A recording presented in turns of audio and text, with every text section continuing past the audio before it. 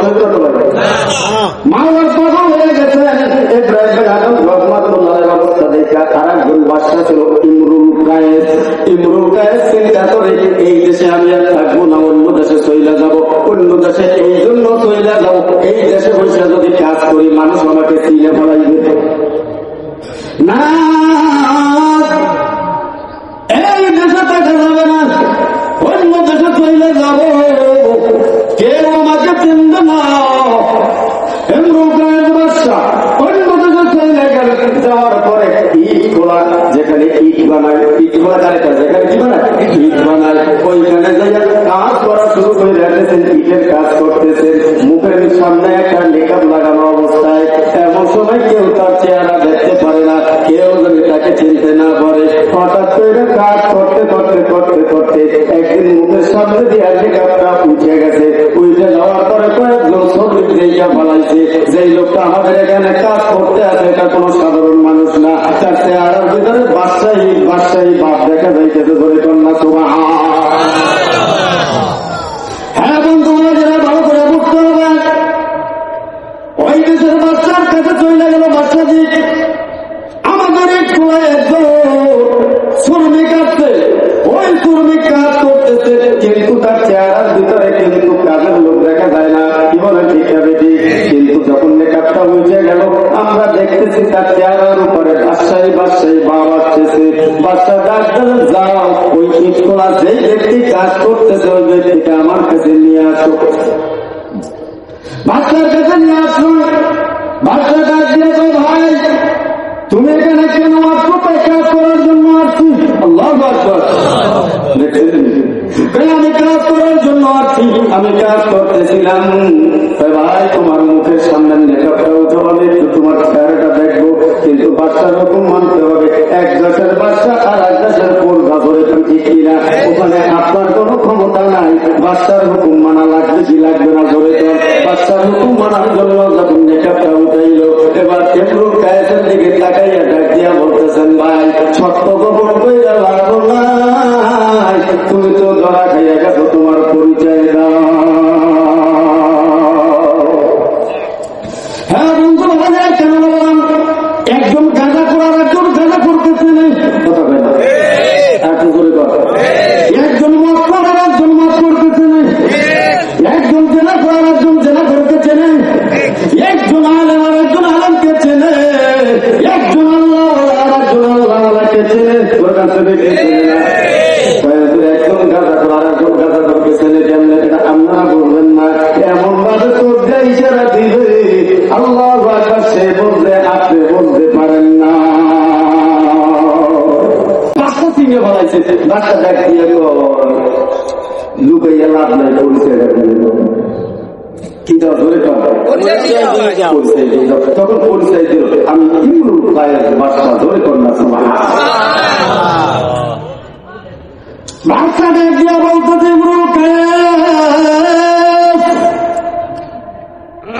তোমার দেশ থেকে কেন এখানে আসছো?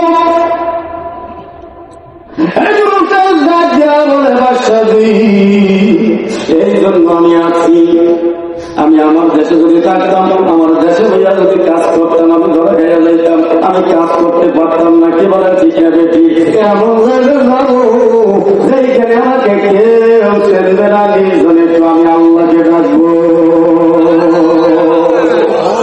দেখছেন? আর আমরা কি করি?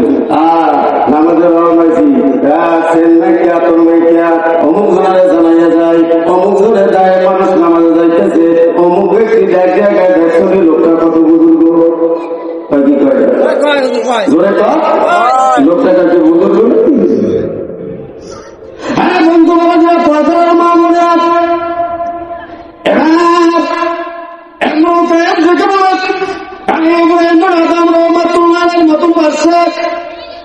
জীবনে তালাশ করে দেখলাম,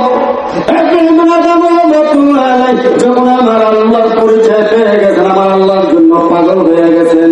কিন্তু না না না, আমি চিন্তা ভাবনা করে দেখলাম এই বাসাইতে কোনো কাজ হবে না, ক্ষমতায় কোনো কাজ হবে না। কে বলেন ঠিক আছে?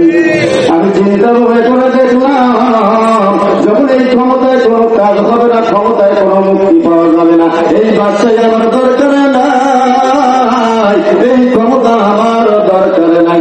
এই জন্য আমি ওই দেশ থেকে এই দেশে চলে আসি, নির্জনে বসে আমি আমার আল্লাহকে ডাকার জন্য করে কন্যা সুবহান। আমি আল্লাহকে ডাকার জন্য আসি। সম্মান দেওয়ার মালিক কি?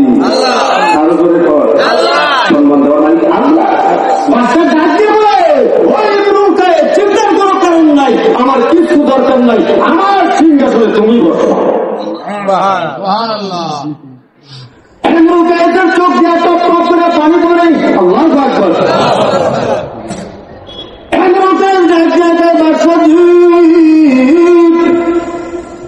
আমি বাদশা হওয়ার জন্য আসি নাই, আমি সিংহাসনে বসার জন্য আসি নাই, ক্ষমতা পাওয়ার জন্য আসি নাই। আমি আছি আমার মাওলাকে পাওয়ার জন্য। কোথায় যাই আমার মাওলারে পাবো, এই জন্য আমি পাবো। আমার সিংহাসন দরকার নেই, বাদশাহী দরকার নেই। জলদি করে আমাকে এমন একটা ঘর বানাইয়া দেয়, যেই ঘরের ভিতরে বসে আমি আল্লাহকে প্রাণ করিয়া রাখতে পারি। এমন কাজে থেকে বলেন চিন্তার কোনো কারণে একটা ঘর বানাইয়া দেবো, সেই ঘরের ভিতরে বসে তুমি আল্লাহকে ডাকতে থাকবে। কি বলেন ঠিক হবে? ঠিক। হ্যাঁ বন্ধু বাবারা, ভালো করে বুঝতে হবে, আল্লাহকে যারা মহব্বত করবে, আল্লাহকে যারা ভালোবাসবে, আল্লাহ একবার আমার আল্লাহ ডাক দেয়া বলেন তুমি যদি আমার হও আমি হব তোমার। কি বলেন ঠিক হবে? যত বিপদ আসুক না কেন, বালা মুসিবত আসুক না কেন, আমি আল্লাহ তোমাদেরকে সেই বালা মুসিবত থেকে আমি আল্লাহ তোমাদেরকে হেফাজত করবো। একটু জোরে আওয়াজ দিয়ে করবো। হ্যাঁ বন্ধু বাবারা, যেই কথা বলতেছিলাম, আল্লাহকে যারা মহব্বত করবে, আল্লাহকে যারা ভালোবাসবে, আল্লাহ বলেন তুমি যদি আমার হও আমি হব তোমার। হ্যাঁ বন্ধু বাবারা, সাগরের পাশে বসে আল্লাহকে ডাকার জন্য গেল। কিছু দূর যাওয়ার পরে দেখতেছেন একটা মহিলা বয়ে বয়ে কান্দে। আব্দুল কাদের জিলানী রাহমাতুল্লাহ দেখতেছেন মহিলা কাঁদতেছে কাঁদতেছে, শব্দ দূরে কাঁদতেছে, প্রতিদিন আসে। কিন্তু প্রায় 6 দিন হয়ে গেল। 6 দিন পরে যখন দেখতেছেন লোকটা মহিলা সকালবেলা আসে, আবার সন্ধ্যাবেলা চলিয়ে যায়। লাস্টের দিন এমন ভাবে কান্নাকাটি শুরু করল, আব্দুল কাদের জিলানী রাহমাতুল্লাহ আলাইহি রাগ হয়ে গেলেন। কি ব্যাপার, তোমার জন্য কি আমার আল্লাহকে একটু ডাকতেও পারবো না? হযরত আব্দুল কাদের জিলানী রাহমাতুল্লাহ একটা ধমক দেয়া বলে, মহিলা এত জোরে কেন কাঁদো? আমি আমার মাওলাকে ডাকতে পারি না। ধমক দেওয়ার সঙ্গে সঙ্গে মহিলা আব্দুল কাদের জিলানী রাহমাতুল্লাহর কাছে চলে আসছেন। আব্দুল কাদের জিলানী রাহমাতুল্লাহর কাছে এসে বলে, হুজুর আপনার পরিচয় কি? আব্দুল কাদের জিলানী রাহমাতুল্লাহ দেখে বলেন, আমার পরিচয় দেখ, তোমার কাম কি? এবার আব্দুল কাদের জিলানী রাহমাতুল্লাহ দেখে আমার যখন পরিচয় জানতে চাও, আমার নাম হইল আব্দুল কাদের। করে কোন সুবহান।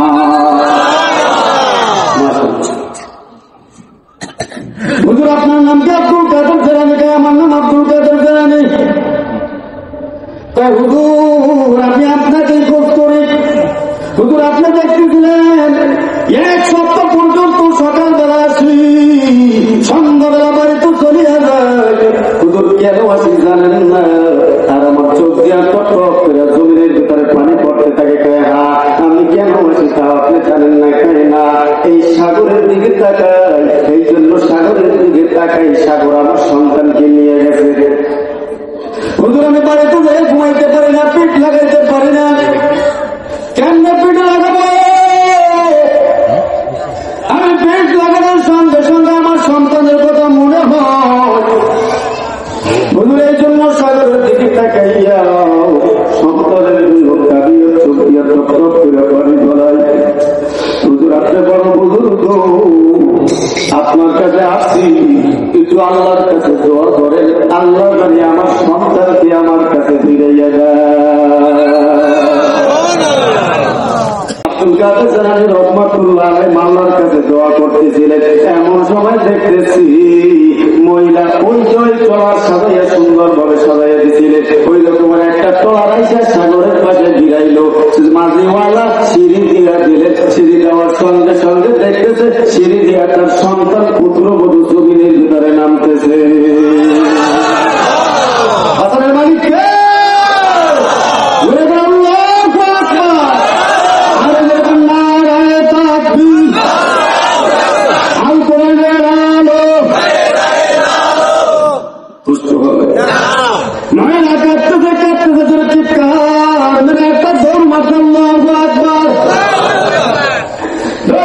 সন্তানকে তুলে নিয়ে কাঁদে আর সন্তানকে ডাকে, সন্তান জীবনে কল্পনাও করি নাই তুমি আমাদের কাছে ফিরে আসবা। কি বলেন ঠিক না বেটি?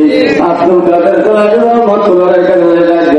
আমাদের জন্য দোয়া করেন, আমরা জানি আল্লাহকে ডাকতে পারি, আল্লাহকে বেশি ভালোবাসতে পারি। কি বলেন ঠিক না বেটি? হুজুর ওয়াদা দিলাম ওই আল্লাহকে কোনোদিন ভুলবো না।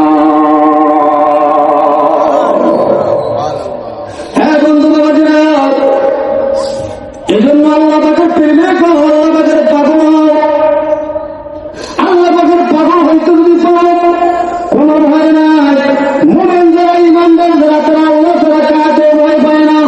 কথা কয় না? আরো জোরে কর। মুমিন যারা একমাত্র কাকে ভয় করে? আমার আল্লাহকে। যখন কারে ভয় করে? কোন ক্ষমতার জোর, কোন ক্ষমতার চালাকি, কোন ক্ষমতার প্রভাব তারা ভয় পায় না। কি বলেন ঠিক না দেখি? সব ক্ষমতার অধিকারী কে? যদি সব ক্ষমতার অধিকারী আল্লাহ হয় তাহলে আমরা আল্লাহ কি ভয় করবো? ধরে কন্যা সুবহানাল্লাহ। আরো ধরে আমার যে এখন সুবহানাল্লাহ, আরো ধরে কোন সুবহানাল্লাহ। এই জন্য আল্লাহকে ভয় করবো। কি বলেন ঠিক না বেটি? আল্লাহ ভয় করে। আল্লাহ নবী স্ত্রী সন্তান নিয়ে যখন সফরের উদ্দেশ্যে রওনা হইল, কথাগুলা কেন বলতেছি? এই জন্য বলতেছি, কেন আমাদের বিশ্বাস হয় না? কেন আল্লাহকে বিশ্বাস পারে না?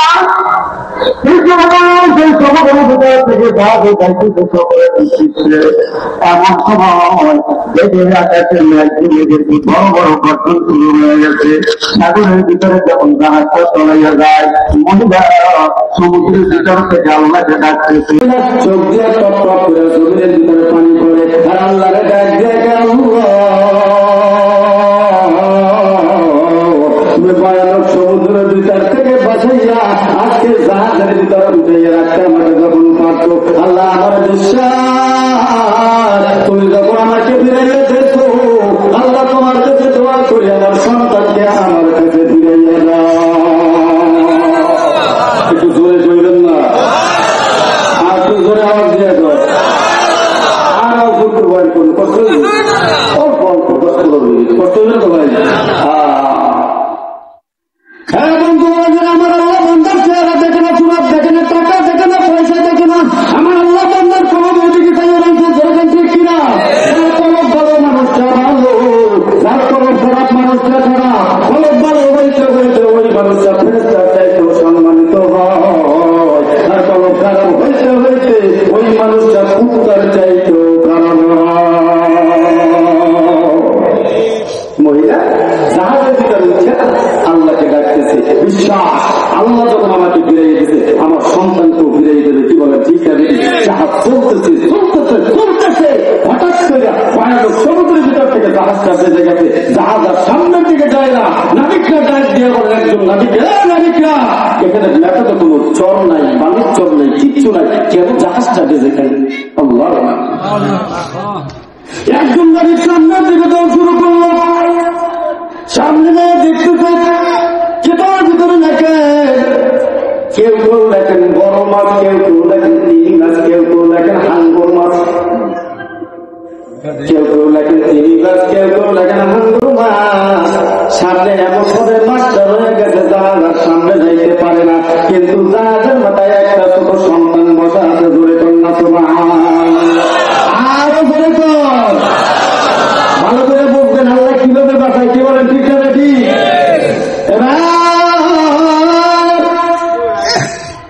নাবিকরা কোনো কথা বলে না, সামনে যায় না, কিন্তু মাঝে বুঝাইতে চাইতেছে না নারাইয়া। ও নাবিকরা, আজকের যে বাচ্চাটা মাছের মাথার উপর আছে, বাচ্চাটাকে তোমরা জাহাজে উঠাও। বাচ্চাটাকে জাহাজে না উঠা পর্যন্ত জাহাজ সামনে যাইতে সামনে যাইবে তারা বুঝছে যে রাগাইয়া কি বলতে চাইতেছে, কি বলে ঠিক আছে জলদি করে বাচ্চাটাকে উদ্ধার করলো। উদ্ধার করার পরে রুমের সামনে যখন নিয়ে গেলেন, নিয়ে যাওয়ার পরে বাচ্চাটা দেখে মহিলাটা চিৎকার মারছে। কি চিৎকার মারছে? এই বাচ্চা তো আমার নাবি ক্রিয়া করে, উনি তো সমুদ্রের পথে পাগল হয়েছে, এই বাচ্চা ওরা হয় কেন? কি বলে ঠিক আছে কেমনে সব কিছু কিনে গেছে নাবিকদেরকে সব বুঝে বলে দিল যে এই বাচ্চা আমি হারাইছিলাম। কি বলে ঠিক হ্যাঁ বন্ধু, নাবিকরা কথা শুনে চোখ দিয়ে টপক করে জমিনের ভিতরে পানি দেন। নাবিকরা ডাক দিয়ে বলেন কেমন মাওলার মাওলা, কেমন মালিকের মালিক। যাই মালিক বয়াল সমুদ্রের ভিতরে দিয়া মহিলাকে উদ্ধার করাইয়া জাহাজের ভিতরে রেখেছে, সেই মালিক আবার তার সন্তানকেও তার কাছে আবার ফিরাইয়া দিল। জাহাজের নাবিকরা ডাক ডাকে মালিক এখন পর্যন্ত তোমাকে চিনলাম না। চোখ দিয়া বাবা টপ করে জমির ভিতরে পানি পড়ে। এমন সময় মহিলা মাওলার দরবারে শুকর আদায় করল। মহিলা ডাক দিয়া বলে আল্লাহ আমার সন্তানকেও ফিরাইয়া দিছ, আমার স্ত্রী আমাকেও তুমি উদ্ধার করলা, আমার স্বামীকে তুমি ফিরাইয়া দাও। তোমরা যখন আমাকে ফিরাইয়া দিয়েছো এই কথাও তুমি শুনবা। কি বলেন ঠিক আছে? হ্যাঁ বন্ধু বাবাজিরা, মহিলা আল্লাহর কাছে বলে আল্লাহ শুনে আমরা বলে আমাদের কথা আল্লাহ কেন শুনে না? কি বলেন ঠিক আছে? কিন্তু বন্ধু বাবাজিরা আল্লাহকে যেভাবে বলার দরকার সেই রকমের বলতে পারি না, সেই রকমের ডাক দিতে পারি না। কি বলেন ঠিক আছে? কেননা বলার জন্য জবান তৈরি করতে হবে। কি বলেন ঠিক না? এই জবানটাকে পবিত্র করতে হবে। পবিত্র জবান দিয়ে আল্লাহ বলে ডাক দেন, দেখবেন আল্লাহ আপনার ডাকে সারা দিয়ে দেবেন। কি বলেন ঠিক আছে? আপনি এত কথা বলেন, তাদের ডাকে আল্লাহ এত শুনে, আমাদের ডাক কেন শুনে না? তাদের অবস্থা আপনাদের অবস্থা মিলে দেখেন এক হয়েছে কিনা, ধরে ঠিক কিনা? রহমাতুল্লাহ ডাক আর আপনাদের ডাক এক হবে না, ধরে ঠিক কিনা? আমি বলেছেন তারপরে রহমাতুল্লাহ ফজল করে রহমাতুল্লাহ ডাক আপনার ডাক এক হবে না, কথা হয় না। সফিনাথ বিশ্বরের ডাক আপনার ডাক এক হবে না। মসজিদের ইমাম সাহেবের ডাক আপনার ডাক কিন্তু এক হবে না, ধরে সুবহানাল্লাহ। এবার মহিলা ডাক দিয়েছে আল্লাহ তুমি আমার স্বামীকে ফেলে রুমের ভিতরে বসে আল্লাহ আমাকে জিকির শুরু করে দিয়েছে, জিকির করতেছে, জিকির করতেছি, গান চলতেছি।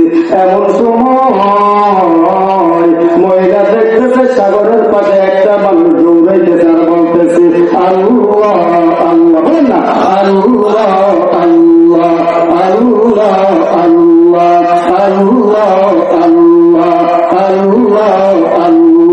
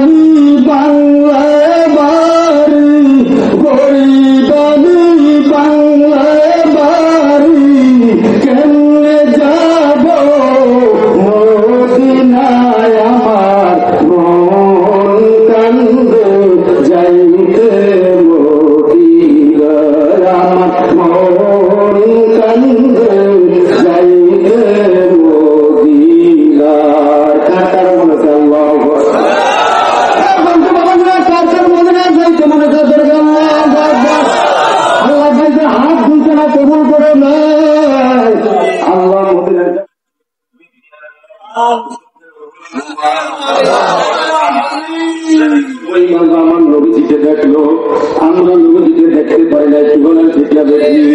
আল্লাহ নবীজি দিনের জন্য কলেমার জন্য বেমার খাইছে, তাই বেমার খাইছে, রক্ত জমির ভিতর গড়ছে, জীবনের ঠিকা দেখি। আর নবী ডাক দিয়া বলেন, ইয়া আইয়ুহান নাস কুলু লা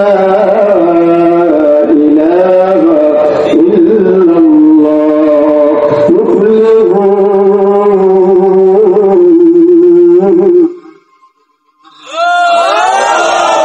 আরো ঘুরে দিলাম, নবী ডাক দিয়া কয়, ও মানুষেরা, তোমরা বলো লা ইলাহা ইল্লাল্লাহ। যারা লা ইলাহা ইল্লাল্লাহ বলবে তারাই সফলতা পাবে। আল্লাহু আকবার।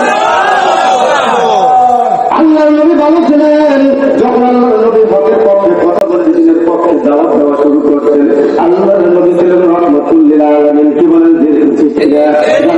আসমান বানাইতো না, জমিন বানাইতো না, পাহাড় বানাইতো না, নক্ষত্র বানাইতো না, সুমন্ডল বানাইতো না, ভূমন্ডল বানাইতো না। সেই লোকের উম্মত হিসাবে কবুল করেছে। এই জন্য যদি এক্সেস যায় পরে যারা এক্সেস যায়, যদি নিয়ামত চাই হয়ে যায়, তারপর আল্লাহ তাদের একটা নিয়ামত শুধু আদায় করে শেষ করা যাবে না। হ্যাঁ বন্ধু, আল্লাহ নবী বলেছিলেন, যখন হকের পক্ষে কথা বলা শুরু করছেন, আল্লাহ নবী ভালোবাসি বলেন শিক্ষাবাদী। আল্লাহ নবী যখন দাওয়াত দেওয়া শুরু করছেন, আল্লাহ নবীর গায়ে পাথর মারা শুরু করছেন। কি বলেন? ঠিক না? আল্লাহ নবী গায়ে দেওয়া যায় আর পাথর মারেছিল, আমি সহ্য করতে পারি না। কিন্তু আল্লাহ আল্লাহ নবীর গা থেকে যখন রক্ত পড়তেছেন, এমন সময় জায়েদ ইবনে হারেসা দিয়া বলেন, সে মদিনার পাগল না, তোমরা পাগল কারে বলতেছো? আমি হইলাম পাগল, সে হইল নবী। তার কথা তো বলে না, নবী হইল পাগল। আল্লাহ নবী যখন বসে গেলেন, রক্ত টপটপ করে জমিনের ভিতরে পড়তেছে। জিবরিল আমিন এসে হাজির কই, ইয়া রাসূলুল্লাহ, ইয়া হাবিবাল্লাহ, হুকুম যদি দেন এই পাটাকে এমন করে একটা চাপ মারবো, সব শেষ করে দেবো। আল্লাহর নবী ডাক দিয়া কয়, জিবরাইল, তারা যদি বলতো আমি নবী, তাহলে আমার গায়ে পাথর মারতো না। তারা যদি বলতো আমি নবীকে মারতো না, বরং তো মারার দরকার নাই, আল্লাহর কাছে দোয়া করো, আল্লাহ তাদের সন্তান থেকে এমন সন্তান বের করে দেয় যারা যারা প্রত্যেকটা ঘরে ঘরে কলেমার দাওয়াত দিতে পারে। কি বলেন? ঠিক আছে। আল্লাহ নবী তো বদদোয়া করেই নাই, বরং আল্লাহর নবী তাদের জন্য দোয়া করলেন। ধরে কোন সুবহানাল্লাহ। আর একটু জোরে আওয়াজ দিয়ে কর, আর একটু জোরে আওয়াজ দিয়ে কর। হ্যাঁ বন্ধু মারাজিরা, আল্লাহর নবী দোয়া করলেন, দোয়া করে নাই সেই নবী শুয়ে আছেন সোনার মদিনায়। আল্লাহু আকবার। হ্যাঁ বন্ধু মারাজিরা, মাইয়া দিল্লাহু ফালান তারিসালাহু ওয়ালিয়াম মুর্শিদা। আল্লাহ তাকে হেদায়েত দিবেন, হেদায়েত পাবে। আল্লাহ তাকে হেদায়েত দিবে না, কোন ওলি কোন পয়গম্বর হেদায়েত দিতে পারবে না। হেদায়েতের মালিক কি? বলেন কি? বন্ধু বাবাজিরা, আবু জেহেলের মার্কা মানুষ দুনিয়াতে আছে কি নাই? বলে কয়, নমরুদ মার্কা আছে কি নাই? হামান মার্কা আছে কি নাই? সাদ্দাত মার্কা আছে কি নাই? আবু জেহেল কত পরীক্ষা করিয়াও কলেমা গ্রহণ করতে পারে না। কি বলেন? ঠিক আছে।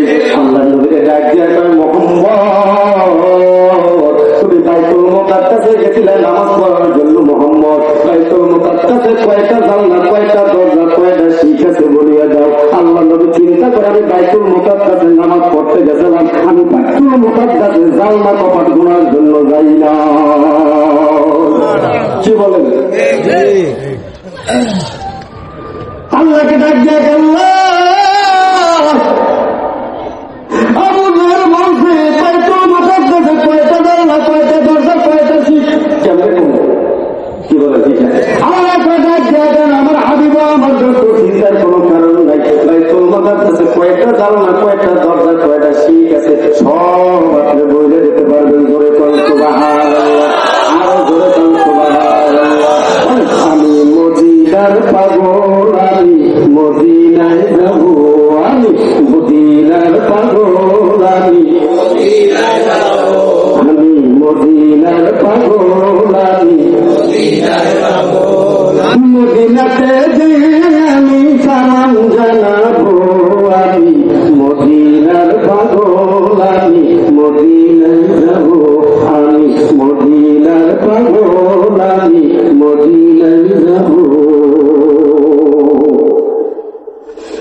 ডাক দেখে আমরা আমার দুঃখ চিন্তার কোনো কারণ নাই, সব আপনি বলবেন। জিবরিলকে ডাক দেখে জিবরিল যাও বাইতুল মুকাদ্দাসটা আমার নবীর চোখের সামনে তুলে ধরবি আর ঘোরাবি। আমার নবীজি গুইনা গুইনা বইলে কয়টা জানলা, কয়টা শীত, কয়টা দরজা।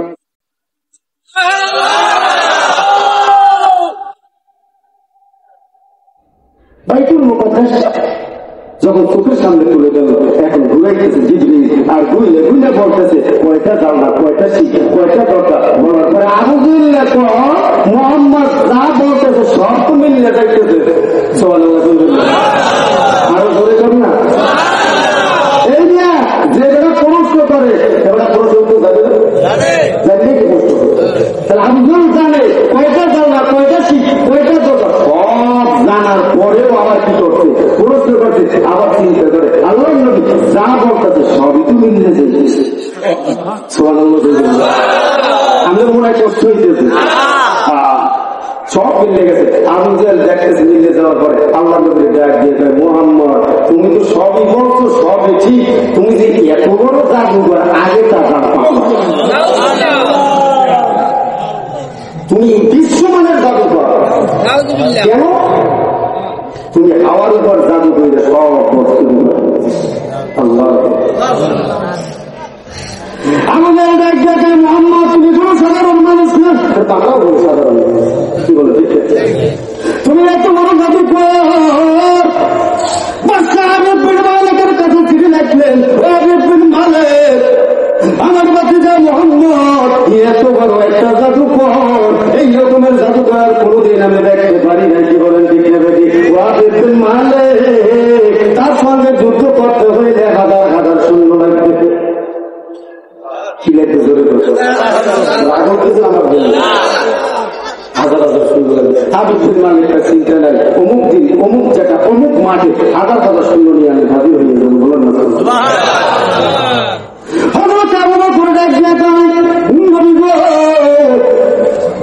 আপনি হাজার হাজার সৈন্যর সঙ্গে যুদ্ধ করবেন কেমনে? আল্লাহ নবী ডাক দিয়া দেয়, আবু বকর গো তোমার চিন্তার কোনো কারণ নাই, আমি আল্লাহ নবী একা না, আর আবু বকর তুমি আর আমি দুইজন না, আমাদের সঙ্গে বড় একটা শক্তি আছে, সেই শক্তি হলো আমার আল্লাহ। শক্তিকে কি বলে? হ্যাঁ আবু বকর ভয়ের কোনো কারণ নাই, কোনো ভয় নাই, চলো। আবু বকর একবার সামনের দিকে যায়, একবার পেছনের দিকে যায়। আল্লাহ নবী ডাকে দেয়, আবু বকর গো একবার তুমি সামনের দিকে যাও, একবার পিছনের দিকে যাও। আল্লাহ নবী ডাকে কেমন চিন্তা করছো, ইয়া রাসূলুল্লাহ হাবিবুল মালিক বাদশার সৈন্যরা ডাক দিকে পান দিকে কোন দিকে মানে আক্রমণ করে ফেলায়। আমি আবু বকর একবার সামনের দিকে যাই, আর একবার পিছনের দিকে যাই। আল্লাহ নবী ডাক দিয়ে দেয়, আবু বকর গো তোমার সামনের দিকে যাওয়ার দরকার নাই, আমি যখন বাড়ি থেকে রওনা দিলাম আমার আল্লাহ জানাই গেছে, ও আমার হাবিব, ও আমার দোস্ত, আপনি যখন রওনা হয়েছেন আমি হাবিব বিন মালিকের অন্তরের সঙ্গে আমি আল্লাহ আগে থেকে যুদ্ধ ঘোষণা করে দিলাম। কিসের বল? আমি তো আগে যুদ্ধ ঘোষণা করি, কোনো ভয় নাই। আমি ভয় পাই গেছেন। কি বলেন? আল্লাহ নবী যাইতেছে এমন সময় হাবিব বিন মালিক দিয়ে কয়, আবু জেহেল মনে হয় তোমার বাকিটা মুহাম্মদ আসবে না, ভয় পাই গেছে। কি পাই গেছে? জোরে কর, আরো জোরে কর। কি পাইছে? জোরে কর। ভয় পাই গেছে, আসবে না। আমরা কিন্তু হাজার হাজার সুন্দর ভিতরে নিয়ে কি করবে? হ্যাঁ আবু জেহেল নিজেও জানে যে না মুহাম্মদ রাসূলুল্লাহ সাল্লাল্লাহু আলাইহি ওয়াসাল্লাম ভয় পাওয়ার মানুষ না। আবু জেহেল দেখে বলে, মালিক চিন্তার কোনো কারণ নাই, অবশ্যই আমার বাতিজা মুহাম্মদ আসবে আসবে আসবে আসবে আসবে। বন্ধুরা বাবাজিরা পর্দার মা বোনেরা, আল্লাহর নবী আসতেছে, আবু বকর সামনে যাইতেছে। এমন সময় বিশাল প্যান্ডেল সাজানো অবস্থায় আল্লাহর নবী যখন সামনে, আবু বকর পিছনে। এখন হাবিব বিন মালিক ডাক দিয়া বলেন, ও আবু জেহেল ওই দুইজন লোক আসতেছে, সামনে একটা লোক আসতেছে, ওই লোকটা কে?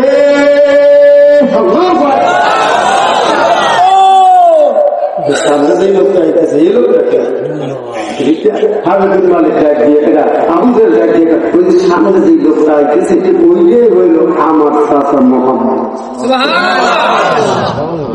বন্ধু বাবাজিরা, খালিদ বিন মালিক একটা কথা শোনার সঙ্গে সঙ্গে নিজের চেয়ার থেকে দাঁড়াইয়া আমার নবীর নুরানি চেয়ারের দিকে তাকাইয়া রয়েছে। আল্লাহু আকবার। محبوب خدا جس دل میں حاصل نہیں لاکھوں مومن ہو مگر تو ایمان میں کامل نہیں আবু জিল্লে কর কিরে হাবিব বিন মালিক এই দাঁড়াইয়া এমন করে চাইয়া রয়েছে ওরকম বলায় না নবী ঠিকই চাইয়া রয়েছে। নবী আসতেছে আসতেছে আসতেছে আসতেছে সামনে আসার সঙ্গে সঙ্গে নিজের যে বড় একটা গদি বলেন চেহারা বলেন এই চেহারটার উপর বসা ছিল। আল্লাহু আকবার। আল্লাহ নবীর সামনে যাওয়ার সঙ্গে সঙ্গে নিজের চেহারটা আল্লাহ নবী থেকে চাইয়া গেছে।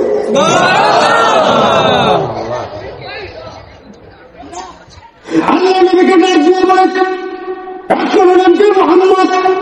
আল্লাহ নবী ডাক দিয়ে বলেন ওয়াহিদ বিন মালিক আমার নাম শুধু মোহাম্মদ না, আমার নাম হলো মুহাম্মাদুর রাসূলুল্লাহ সাল্লাল্লাহু আলাইহি ওয়াসাল্লাম।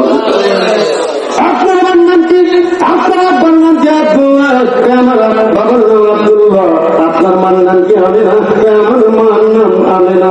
মুহাম্মদ গো আপনি আমার কাছে আসছেন, আমি ওয়াহিদ বিন মালিক। আপনি চাইলে ভাবে তাকাইয়া দেখেন কত হাজার হাজার সুন্দর কায়বা সব দেখছি। আপনার সঙ্গে যুদ্ধ করার জন্য আসছি। হ্যাঁ তাও জানি যুদ্ধ তো করবো আমি আপনার কাছে তিনটা প্রশ্ন করবো। আর এই তিনটা প্রশ্নের জবাব যদি আপনি দিতে পারেন আপনি হাজার হাজার লোক বলে না কইরা আমি মুসলমান হয়ে যাব।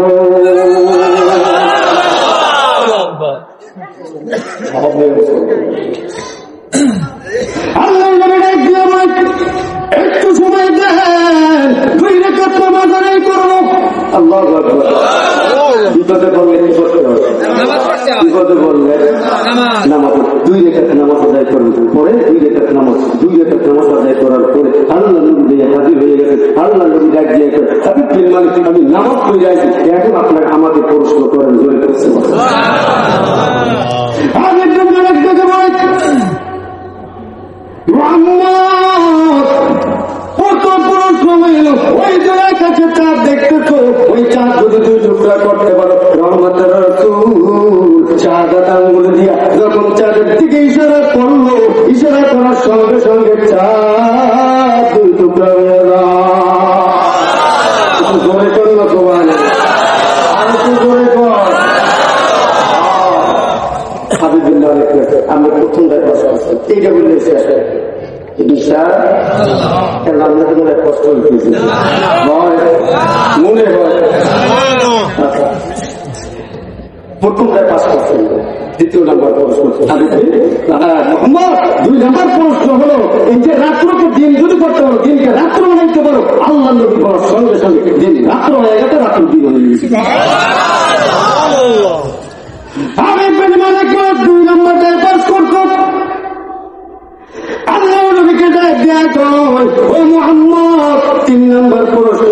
আমার একটা মেয়ে আছে, তামাম দুনিয়া ডাক্তার দেখাইছি, ডাক্তাররা বলছে আমার মেয়ে কোনদিন ভালো হবে না, আমার মেয়ে কোনদিন কথা বলতে পারবে না, কি করা যায়? আল্লাহ নবী রহমতের রাসূল ডাক দেখা চিন্তার কারণ নাই। হাবিব বিন মালিক জলদি করে তুমি বাড়ির ভিতরে চলে যাও, আমি পরে আসতেছি। আল্লাহু আকবার। আমি পরে আসতেছি। হ্যাঁ বন্ধু বাবাজিরা, হাবিব বিন মালিক বাড়ির ভিতরে চলে গেলেন।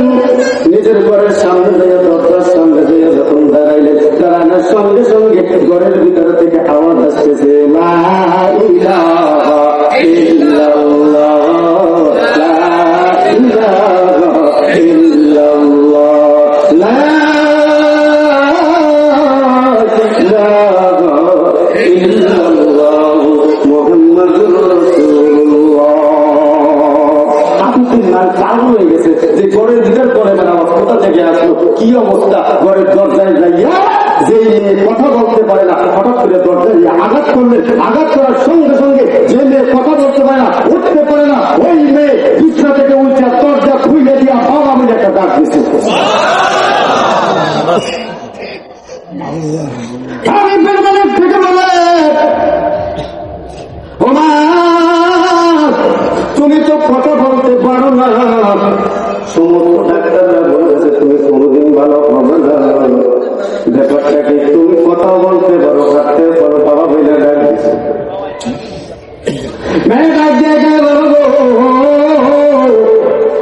আপনার কাছে মোহাম্মদ নামে একজন যুবক আছে, কি বলেন শিক্ষা বেটি, যুবকের কাছে 3টা প্রশ্ন করছেন, আর এই 3টা প্রশ্নের জবাব যখন দিয়ে গেল, আমি স্বপ্নের মাঝে দেখতেছিলাম মোহাম্মদ নামে যুবকটা প্রশ্নের জবাব দিতেছে প্রশ্নের জবাব করে যাওয়ার সঙ্গে সঙ্গে স্বপ্নের মাঝে আমি নবীর হাতে হাত দিয়া কলেমা পইরা মুসলমান হইয়া গেলাম।